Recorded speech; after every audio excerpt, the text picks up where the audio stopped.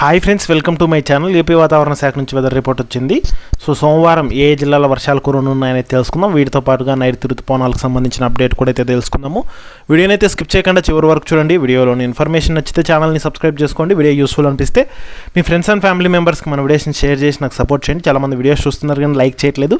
మీరు ఎన్ని లైక్స్ చేస్తే నాకు అంత సపోర్టివ్ ఉంటుంది. వీడియో కూడా ఎక్కువ మందికి చేరుతుంది. దానివల్ల వీడియోలోని ఇన్ఫర్మేషన్ ఎక్కువ మందికి తెలుస్తుంది. అలాగే వీడియోని హైప్ అయితే ఇవ్వండి. ఇక లేట్ చేయకుండా టాపిక్లోకి అయితే వెళ్ళిపోదాం.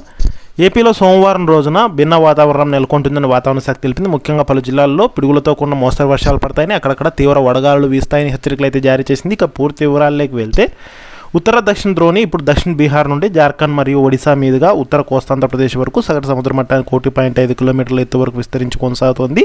ఈ ఆగ్నేయ మరియు దాన్ని ఆనుకుని ఉన్న మధ్య బంగాళాఖాతంలో ఉన్న ఉపరితల ఆవర్తనం ఇప్పుడు నైరుతి బంగాళాఖాతం దాని పరిసర ప్రాంతాలపై సగటు సముద్ర మట్టానికి 3.1 నుంచి 5.8 కిలోమీటర్ల ఎత్తులో కొనసాగుతోంది. ఇక మరోవైపు చూసుకుంటే ముఖ్యంగా నైరుతి ఋతుపవనాలు నైరుతి అరేబియా సముద్రంలోని కొన్ని ప్రాంతాలు, ఆగ్నేయ అరేబియా సముద్రంలోని మరికొన్ని ప్రాంతాలు, కొమరిన్ ప్రాంతము, నైరుతి ఆగ్నేయ మరియు తూర్పు మధ్య బంగాళాఖాతము మరియు అండమాన్ సముద్రంలోని చాలా ప్రాంతాలకు మరింత రాగల 2 రోజుల్లో విస్తరించే అవకాశం ఉన్నట్లు వాతావరణ శాఖ అయితే తెలిపింది. ఇక వీటి ఫలితంగా ఏపీలో ముఖ్యంగా ఉత్తర కోస్తాంధ్రప్రదేశ్, యానాం, రాయలసీమ, దక్షిణ కోస్తాంధ్రప్రదేశ్లో వచ్చే 3 రోజుల పాటు తేలికపాటి నుంచి మోస్తరు వర్షాలు లేదా ఉరుములతో కూడిన జల్లులు కురిసే అవకాశం ఉందని అయితే తెలిపారు.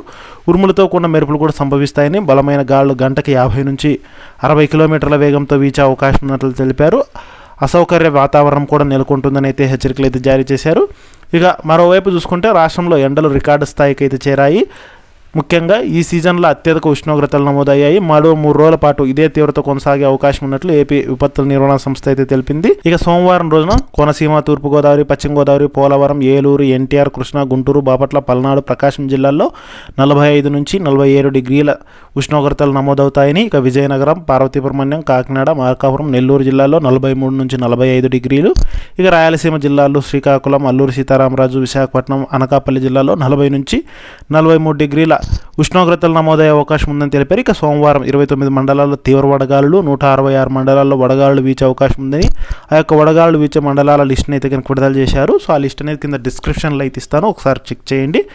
ఇక వీటితో పాటు ముఖ్యంగా ద్రోణి ప్రభావంతో సోమవారం రోజున మార్కాపురం, ప్రకాశం, కర్నూలు, నంద్యాల, అనంతపురం, చిత్తూరు జిల్లాల్లో అక్కడక్కడ పిడుగులతో కూడిన తేలికపాటి నుంచి మోస్తరు వర్షాలు కురిసే అవకాశం ఉందని, పార్వతీపురం, అల్లూరు సీతారామరాజు, పోలవరం, అనకాపల్లి, ఇక మిగిలిన రాయలసీమ జిల్లాలో పిడుగులతో కూడిన తేలికపాటి వర్షాలు పడతాయని అయితే తెలిపారు. ఉదయం 11 నుంచి సాయంత్రం 4 మధ్య వీలైనంత వరకు బయటకు రావద్దని, ఉరుములు మెరుపులతో వర్షం పడేటప్పుడు చెట్ల కింద, విద్యుత్ స్తంభాలు, హోర్డింగ్ వద్ద నిలబడకూడదని హెచ్చరికలు అయితే జారీ చేసింది.